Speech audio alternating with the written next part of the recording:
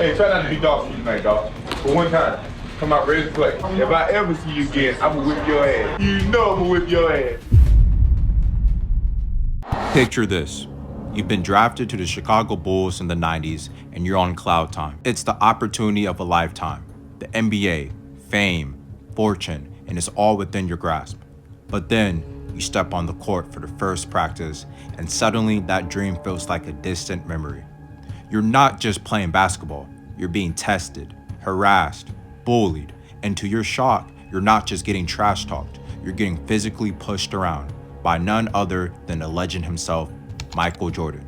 Yeah, you heard that right. The greatest player of all time isn't just challenging your skills, he's making sure you earn your place. In today's videos, we're divining into what it was really like to play alongside Michael Jordan. Get ready for a long journey. Well, you had to understand that you're dealing with someone who's an ultimate competitor. He understood what needed to be done, and he had a great understanding of the game. Not only physically could he overwhelm you, but intellectually, mentally, he was going to challenge you in every way possible. So I felt the challenge was a great opportunity to play not only with him all those years, but against them and see everything that I had learned by being in those Bull uniforms, being in those locker rooms, would it actually work? So I just accepted the challenge. That was the league. That was the environment in which we all played with back then. You came, you played, and you lived with the results. So competition was something that we all thrived in. That was the environment, and you go out there and you play, and you play to the best of your ability. Michael, he was built different, competitive 24/7. Not too many people are built like that, willing to compete at any level and at anything. When you look at these players in today's era, being LeBron, there's really no comparison when you talk about the level of competitiveness. Michael bunched up all of his competitiveness and sort of exposed it out to the world within 12 to 14 years. We saw his whole resume, his competitiveness, his drive, his will to win, what he's want to do. When someone like LeBron has to spread that out for 20 plus years, it's not the same drive. It's not the same fight. It's not the same hunger. And so when people try to make those comparisons of those two players, it's like talking to someone in the front seat and the back seat. They ain't even in the same lane. Was like the most intense practice player I've ever been around, and his theory was that he was going to put pressure on all of us every day in practice so that we'd be ready for the playoffs and the pressure that comes with adversity, and so it was not easy being his teammate. He challenged you.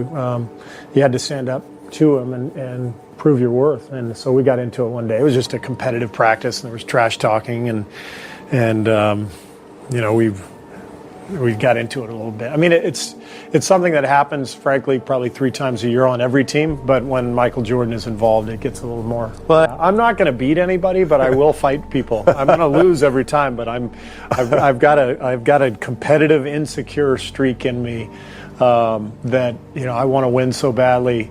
When I was playing, I knew I wasn't that good. I knew I was the worst athlete on the floor every night. And so I was insecure, but the only way to succeed was just to compete and work and fight, and scrap and claw. And so it led to a few moments like that. The initial conversation I had with MJ was, you've been averaging 37, 38 points a game. You've been winning MVP awards, but you're not getting there. And I don't think anybody that won a scoring championship has also won an NBA championship. And that's the most important thing, right? Right. So we established that. And then I said, so I want you to realize you're not going to be getting as many touches or taking as many shots. He said, 32 points a game, I can do that and still win the scoring title. That would be no problem for me. And take 5 points off my average or whatever, you know. I said, well, that's only 3 or 4 shots, isn't it? Well, he said maybe it's 5 or 6. But anyway, the idea that I brought to him was the spotlight's always on you. And so what happens, you get against a good team like Detroit, and that spotlight's on you. You have the ball. The ball's the spotlight. And as soon as you put it down on the floor, they have 3 guys that collapse on you. You're not going to get there. So we have to use you as a decoy at certain times in the game where people will go with you and other people will have easier shots. And you have to trust your teammates to be able to make them better. And you'll be able to do that. And he bought into it. I think it made me a better player. I think he challenged me like no one ever challenged me before. It goes back to you being in UConn with Coach Calhoun.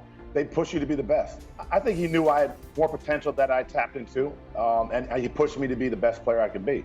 And no one's ever done that. Like I said, I think the challenge of every day coming at me, plus me being the new guy, really that played a lot of minutes that year, he just wanted me to be prepared for what I was going to face later on in that season. Everyone enjoyed playing with each other.